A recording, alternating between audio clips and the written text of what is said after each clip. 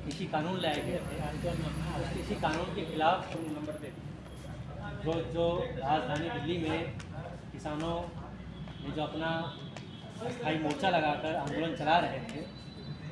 और जो संयुक्त किसान मोर्चा की जो लीडरशिप ने जो भाग लिया था प्रोटेस्ट की जगह जगह, और भाजपा के नेताओं को घेरने का भी कॉल उसमें उस समय आया हुआ था। उसी समय केशव प्रसाद मौर्य का शायद कार्यक्रम था लखीमपुर की। केशव प्रसाद मौर्य के जो डिप्टी सीएम है भी और थे भी उस समय, उस कार्यक्रम को घेरने के लिए ही वह किसानों का अपना एक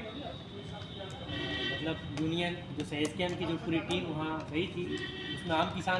किसानों को भी आह्वान हुआ था। तो तमाम लोग डेमोक्रेटिक पीसफुली तरीके से ही वह काली पट्टी बांध के ही साथी संयोजक ने बताया, और उसमें कभी हकीकत भी है। तो बिल्कुल जो इस संविधान ने जो तरीके दे रखे हैं, उस पूरे तरीके का अच्छा सा पालन करते हुए उन लोगों ने उसी तरीके से ही आंदोलन चलाया। और आंदोलन चलाने के बाद एक जो कह लीजिए कि जो सत्तासीन पार्टी में जो गुंडे और मवाली भरे हुए हैं, या फिर कह लीजिए कि जो सामंत और जमींदार भरे हुए हैं, उनके सामंती और जमींदारी पे जो सवाल खड़ा हो रहा था कि इतने किसान हमने बुलाया है, कॉल दिया है, हमारा बाप इतना बड़ा गृह मंत्री है और इतने बड़े डिप्टी सीएम को बदनाम करने के लिए, हमारी पार्टी को बदनाम करने के लिए, हमारी पॉलिटिक्स को बदनाम करने के लिए किसानों का जो जमावड़ा आया हुआ है, ये कैसे आ सकता है। वो उनका जो सामंतशाही और जो जमींदारी जो ठेस है वो लगा, और उन्होंने अपनी धार निकाला। किसान बिल्कुल पीसफुली जा रहे थे अपने घरों की तरफ, और बाकायदा लंबी मतलब गहरी स्पीड से वो लेके आए और उन्होंने रोड डाला। वहाँ जांच टीम ने भी ये पाया है, और तमाम साथियों की तरफ से वहाँ की जो फैक्ट फाइंडिंग रिपोर्ट भी इस टाइप का आई है कि वहाँ गोलियाँ भी चली थी, इसमें एक पत्रकार को भी गोली लगी हुई थी। उस घटना के बाद से पूरे देश भर में किसानों का आंदोलन और भी उग्र हुआ। आजमगढ़ में भी उस पर लेकर कार्यक्रम हुआ था, बड़ा कार्यक्रम हुआ था। संजय टेनी को गिरफ्तार करने का, उसका जो गुंडा बेटा है उसको गिरफ्तार करने का, सज़ा देने का, टेनी को बर्खास्त करने का जो पूरा आंदोलन चला था। और SKM सेंट्रल टीम ने भी खीरी लखीमपुर में बड़ी पंचायत बुलाया था। मुझे लगता है खीरी लखीमपुर में एक तरीके का सेंटर ही हो गया था पूरे आंदोलन का उत्तर प्रदेश में। जो ज़्यादातर जो दिल्ली शिफ्ट हुआ था आंदोलन, वो यूपी की तरफ भी, वो खीरी लखीमपुर की तरफ शिफ्ट हो रहा था। घटना के बाद अब वो इंडिविजुअल तरीके से या फिर सिस्टमेटिक तरीके से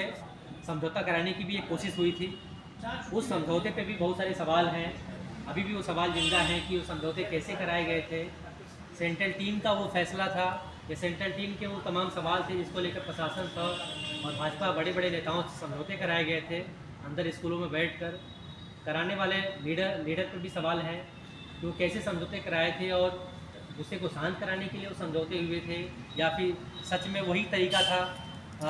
आंदोलन और आंदोलनकारी जो शहीद हुए थे उनको हक दिलाने का। इस पर भी गंभीर सवाल आज भी उठाने का ज़रूरत है, क्योंकि इतना बड़ा घटना हुआ और कितने चालाकी से वो पूरा समझौता होता है, गुस्से को शांत किया जाता है, और आज भी देखा जा रहा है कि उन किसानों को वाजिब जो हक मिलना था वो नहीं मिला हुआ। तो हम सवाल फिर वही उठाना चाहेंगे कि वो फैसला, वो समझौता कैसे हुआ था, किसने कराया था। सेंट्रल टीम का वो इस टाइप का कवायद हुई थी या फिर किसी ने व्यक्तिगत अपने छवि बनाने की कोशिश में इस टाइप के काम किया था, वो कैसे वो पूरी साजिश हुई थी। वो सवाल आज तमाम जो लोग भी अगर उस मौत से आहत हुए हैं उनके दिलों में ये सवाल है। तो किसानों को तो एक तरीके से ये समझौता हुआ सरकार का जो एक फेस दिखाती है कि नहीं हम बहुत ही डेमोक्रेटिक हैं, भारत की सरकार एक बहुत ही न्यायप्रिय सरकार है, वह हिंसा में विश्वास नहीं करती है, भारत का संविधान वह हिंसा में विश्वास नहीं करता है। जो भी न्यायपालिका से लेकर तमाम लोग हैं वो बिल्कुल ही प्यारे प्यारे लोग भरे हुए हैं, प्यारे प्यारे लोग हैं, खूबसूरत खूबसूरत लोग हैं, उनके अच्छे अच्छे विचार भी हैं। इन तमाम लोगों पे भी सवाल है कि भारत का न्यायपालिका, भारत का पूरा सिस्टम, जो पूरी जो जुडिशरी है, पूरा जो एग्जीक्यूटिव कमेटी है या फिर जो पूरा प्रशासन है, संसद तक में इस पर बहुत सारे सवाल उठे। लेकिन फिर सवाल वहीं आके टिक रहा है कि किसानों को जो वाजिब हक मिलना था, विशेष तौर पर तमाम जो देश के जो शहीद किसान हैं 700, तो उनका तो अलग अपना एक सवाल है। खीरी लखीमपुर का जो एक विशेष एक तरीके का एक गैंगवार तरीके का उनको एक मर्डर किया गया था, उस मर्डर पे सवाल है। और जो गृह मंत्री वो लगातार बना रहा, प्रधानमंत्री का एक विशेष प्यारा भी बना रहा, तमाम सवाल उठे लेकिन वो प्यारा बना रहा, मंत्री भी बना रहा। वो तो इस लोकसभा चुनाव में शायद वो हारा है, लेकिन वो तो इस चुनाव में हारा है, लेकिन सरकार के द्वारा तो आज भी वो सह प्राप्त है, वह तमाम उसके संरक्षण प्राप्त है, तमाम उन शहीद किसानों के परिवारों तक भी दमन और कार्रवाइयाँ चलती रहती हैं। तो सवाल फिर वहीं आके टिकता है कि भारत के पूरे इस सिस्टम पे हमारा नज़रिया क्या बन रहा है कि वो सच में क्या पीसफुली है, क्या सच में वो हिंसा में यकीन नहीं रखता है, सच में भारत की सरकार आतंकवादी कार्रवाई नहीं करती है, सच में वह आतंकवादी कार्रवाई करने जैसे लोगों को या हिंसक लोगों को संरक्षण नहीं देती है। ये सवाल है, और ये सवाल उस समझौता कराने वाले लीडर पे भी है कि वो कैसा समझौता कराया था और आज वो चुप क्यों है। इस पर भी हमारा हाँ, उस मामले में तो ये चर्चाएँ हुई है, लेकिन आज का जो कंटेंट देखा जाए कि वो वही तरीके जो चल रहे हैं, वो तरीके देश की संस्थाओं में भी चल रहे हैं। छात्रों में भी जो